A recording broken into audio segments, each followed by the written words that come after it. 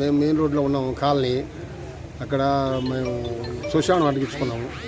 అక్కడ రైతులు గ్రామస్తుడు హనుమారెడ్డి కిషోరెడ్డి అని ఆయన మా పారి కొడుతూ వేసాడు. ఇలా శ్మశానం కొడుతూ వేసాడు నైట్. దానికి మేము చెప్పేదానికి వచ్చుకున్నాము. కలెక్టర్ అర్జీ ఇచ్చాము. అది మా సమస్య. నా పేరు సురేష్. మా పెద్దవాళ్ళు మేము అందరం కూడా 85 నుంచి మేము రోడ్లో కాపురం ఉన్నాము. మాకు శ్మశానం మా ఊరు పక్కనే ఉంది. దాని దగ్గర మాకు కిషోర్ రెడ్డి అని ఆయన మాకు ఈ మధ్యకాలంలో ఒక 5 సంవత్సరాల కిందట ఒక ఫ్యాక్టరీ ఉంటే కొన్నాడు.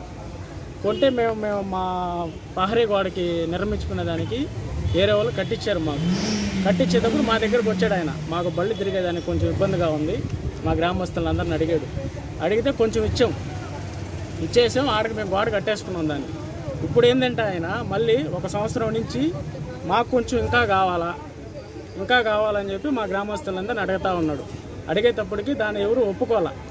ఒకసారి ఇచ్చేసామా మీకు, మాకు ఇస్తే మాకు స్థలం లేదు అని చెప్పి దాన్ని ఆపేశాడు.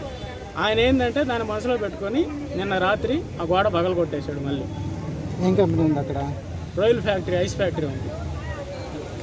ఎన్ని సంవత్సరాల నుంచి ఉంది? 86 నుంచి ఉంది. కానీ అది ఇంతకుముందు వేరే వాళ్ళు ఆయన ఈ మధ్య కాలంలో కొనుక్కున్నాడు ఒక 6 సంవత్సరాల నుంచి. అప్పటి నుంచి మమ్మల్ని ఇబ్బంది పెడతా ఉంది. ఏం కావాలన్నా? మా శ్మశానం మాకు కావాలా. మా సోమవారం కలెక్టర్ గారికి వచ్చి అర్జీ ఇచ్చి